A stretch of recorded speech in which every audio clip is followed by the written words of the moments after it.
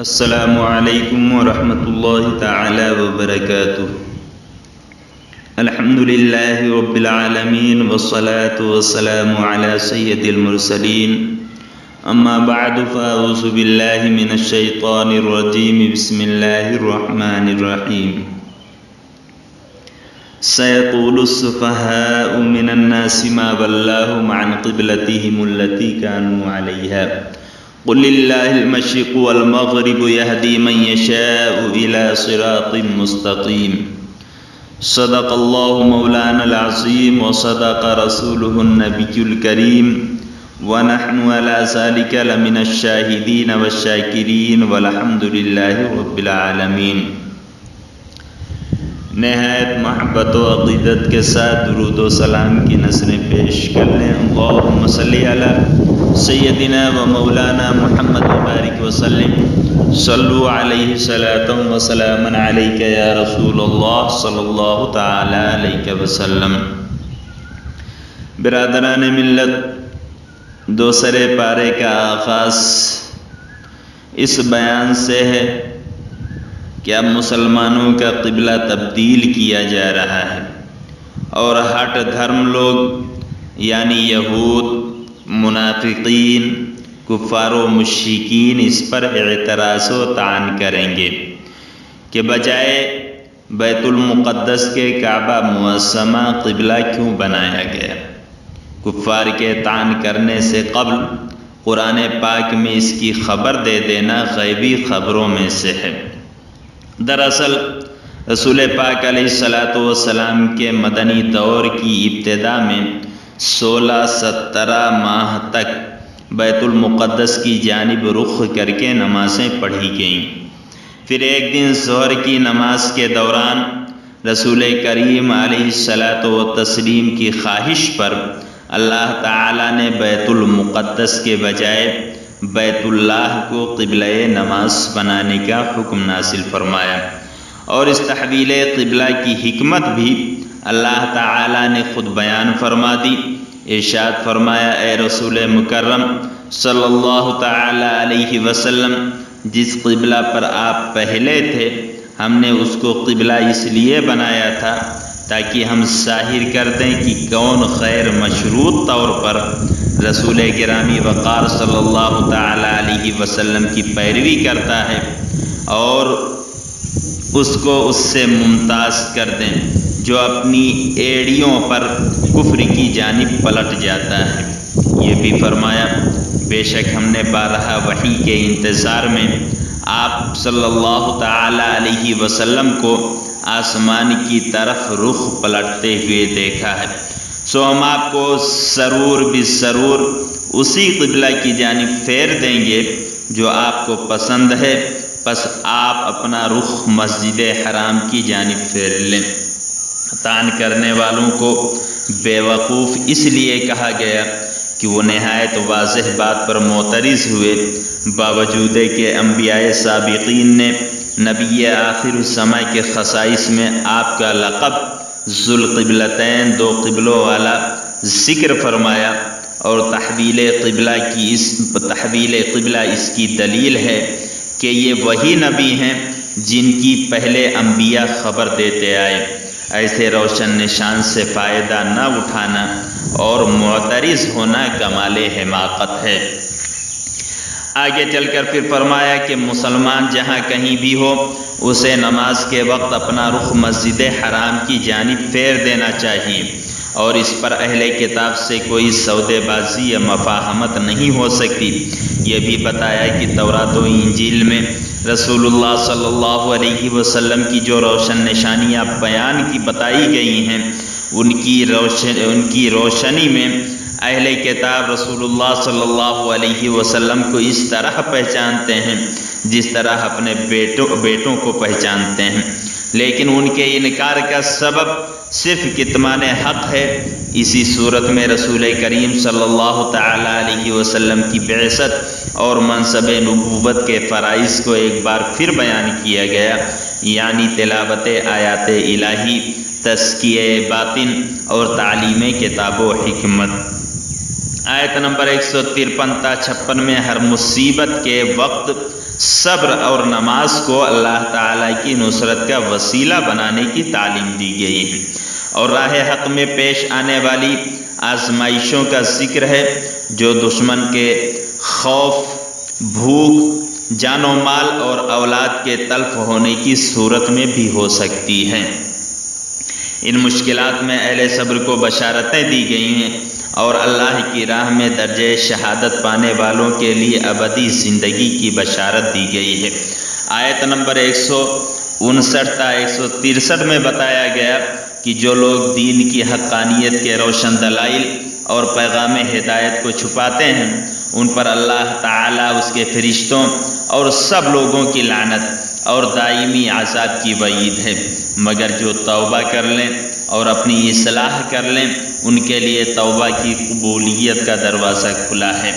آیت نمبر 164 تا 167 میں اللہ تعالیٰ کی توحید اور اس کی قدرت کی نشانیوں کا ذکر ہے، یعنی زمین و آسمان کی پیدائش، گردش لیل و نہار کا نظام، سمندروں میں انسانی فائدے کے لیے کشتیوں اور جہازوں کا رواں دواں رہنا، بارش کے قدرتی نظام کے ذریعے خشک اور بنجر زمین کا دوبارہ زرخیز اور آباد ہونا، ہواؤں کا چلنا اور آسمان و زمین کے درمیان بادلوں کا معلق رہنا وغیرہ۔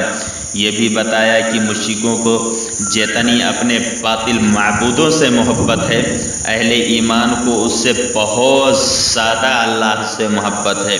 یہ بھی بیان ہوا کہ اس دنیا میں لوگ اپنے جن قائدین کی پیروی میں گمراہی کو اختیار کیے ہوئے ہیں، قیامت کے دن یہ قائد اللہ کے عذاب کو دیکھ کر اپنے پیروکاروں سے براءت کریں گے۔ آیت نمبر 172 تا 173 میں حکم ہوا کہ اللہ تعالیٰ کی عطا کردہ پاک نعمتوں کو کھاؤ اور اس کا شکر ادا کرو۔ پھر 4 قطعی حرام چیزوں کا بیان ہوا۔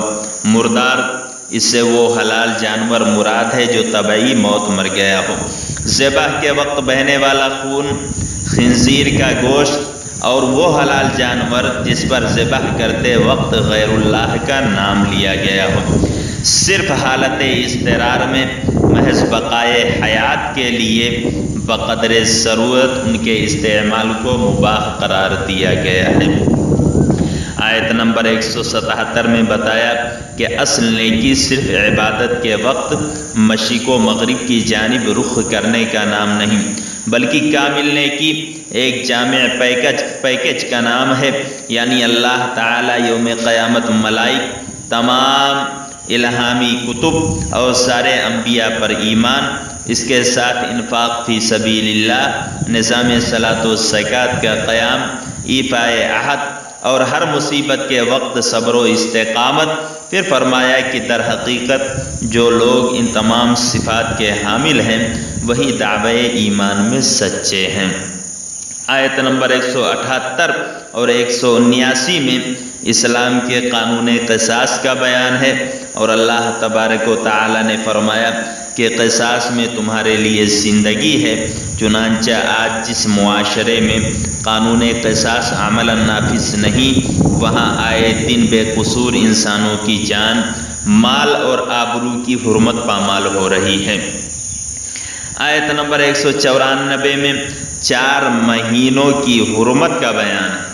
آیت نمبر 195 سے 203 تک حج اور عمرے اور حج کے بعض مسائل کا بیان ہے۔ آیت نمبر 207 اور 208 میں بتایا کہ حقیقت ایمان اللہ تعالیٰ کے ساتھ اپنی جان کا سودا ہے، اور اسلام بعض چیزوں کو قبول کرنے اور بعض کو رد کرنے کا نام نہیں، بلکہ اسلام کی حقیقت یہ ہے کہ اللہ تعالیٰ اور اس کے رسول کریم صلی اللہ تعالیٰ علیہ وسلم کے تمام احکام، اوامر و نواہی کو منوعاً قبول کیا جائے۔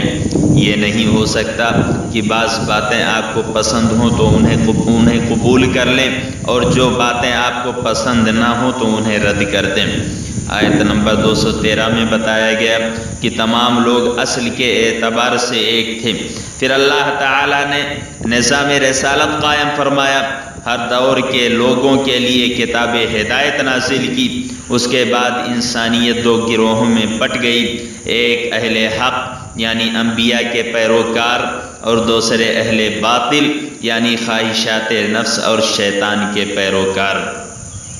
آیت نمبر 214 میں یہ بتایا گیا کہ جنت کا حقدار بننے کے لیے محض دعوی ایمان کافی نہیں، بلکہ اس کے لیے راہ حق میں مشکلات کا استقامت کے ساتھ مقابلہ کرنا ہے، جیسا کہ انبیاء کرام اور ان کے سچے پیروکاروں کی روشن مثالیں ہمارے سامنے موجود ہیں۔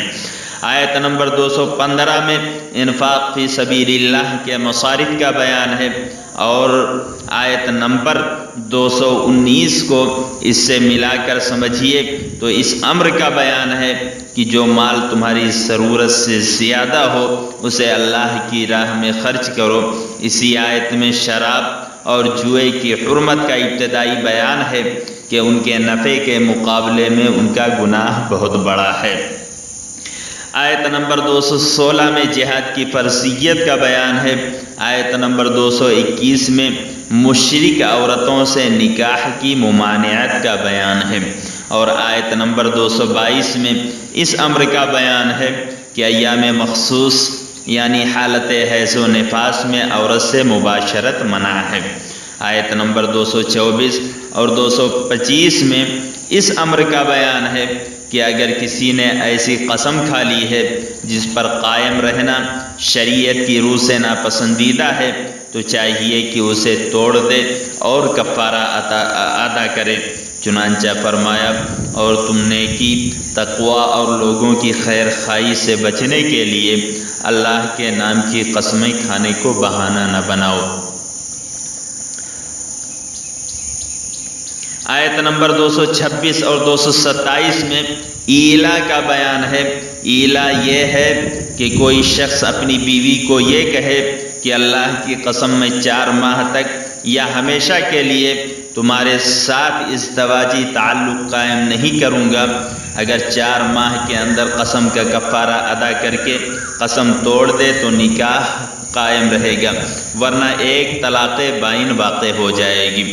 آیت نمبر 228 میں یہ بتایا کہ مطلقہ عورت کی عدت ایام مخصوص کے 3 دورانیوں کی تکمیل ہے۔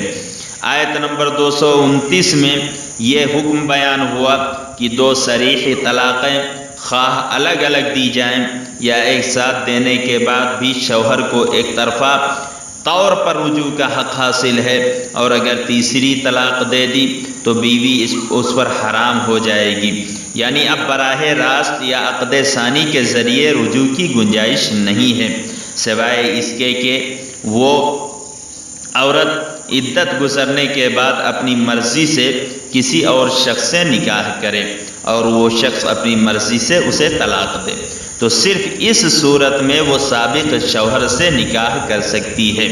اس میں خلا کا بھی بیان ہے۔ آیت نمبر 231 اور 232 میں یہ بیان ہوا کہ عورت کو طلاق رجعی دینے کے بعد اگر خوش دلی سے اور حسن سلوک کے ساتھ اپنے نکاح میں رکھنے کا ارادہ ہو تو عدت ختم ہونے سے پہلے رجوع کر لو، اور اگر اسے حسن سلوک کے ساتھ نکاح میں رکھنے کا ارادہ نہ ہو تو محض ضرر پہنچانے اور اذیت دینے کے لیے اسے رجوع نہ کرو۔ آیت نمبر 233 میں اس امر کا بیان ہے کہ رضاعت کی کامل مدت 2 سال ہے۔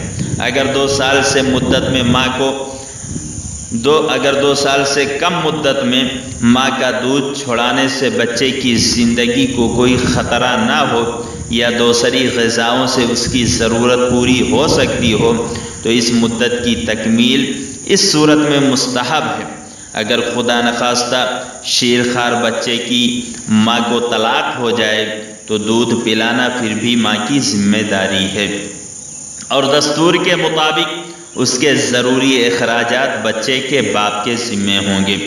دوسرے پارے کے آخر میں بنی اسرائیل کے مطالبے پر طالوت کو بادشاہت عطا کیے جانے کا ذکر ہے۔ اس پر مخالفین کے اعتراضات کا جواب دیتے ہوئے بتایا گیا کہ ان کی اہلیت کا مدار جسمانی قوت اور علم ہے، اور بادشاہت اللہ کی عطا سے ملتی ہے۔ پھر شموئیل علیہ السلام نے طالوت کی بادشاہت کی نشانی کے طور پر اپنی قوم کو بتایا کہ تمہارے پاس ایک تابوت آئے گا جسے فرشتے اٹھائے ہوئے ہوں گے، جو تمہارے لیے تمہارے رب کی جانب سے باعث طمانینت ہوگا، اور اس میں آل موسیٰ اور آل ہارون کے تبرکات ہوں گے۔ پھر طالوت کے ساتھ لڑنے والے لشکر کو ایک آزمائش سے گزارا گیا، اور کم لوگ اس آزمائش پر پورا اترے۔ اللہ تعالیٰ نے یہ بھی بتایا کہ اہل ایمان کی قلیل جماعت دشمن کی کثیر جماعت پر غالب آ جاتی ہے۔ پھر جب جالوت اور اس کے لشکر کا مقابلہ ہوا تو اہل حق اور اصحاب طالوت نے یہ دعا پڑھی، اے ہمارے رب، ہم پر صبر اڈیل دے اور ہم کو ثابت قدم رکھ، اور کافروں کی قوم کے خلاف ہماری مدد فرما۔ پھر حضرت داؤد علیہ السلام نے جالوت کو قتل کیا، جالوت کے لشکر کو شکست ہوئی، اور اللہ تعالیٰ نے داؤد علیہ السلام کو سلطنت اور حکمت عطا فرمائی۔ اللہ تعالیٰ نے یہ بھی فرمایا کہ وہ مفسدین کے شر کو اگر نیک لوگوں کے ذریعے دفع نہ فرمائے تو زمین میں فساد برپا ہو جائے۔ یہ سورہ بقرہ دوسرے پارے کا تفسیری خلاصہ تھا جو میں نے آپ کے سامنے پیش کیا۔ اللہ تبارک و تعالی ہمیں اسے سننے، سمجھنے اور دوسروں تک منتقل کرنے کی توفیق عطا فرمائے۔ السلام علیکم ورحمۃ اللہ تعالی وبرکاتہ۔ اکبر نیٹ ورک میں آپ سب کا خیر مقدم ہے۔ آپ نے ابھی تک اگر میرا چینل سبسکرائب نہیں کیا تو فوراً سبسکرائب کیجئے، ساتھ ہی میں بیل آئیکن دبانا نہ بھولیں تاکہ اسلام سے جڑی ہماری ویڈیوز صحیح وقت پر آپ تک پہنچ سکے۔ اگلا ویڈیوز آنے تک مجھے اجازت دیں۔ اللہ حافظ۔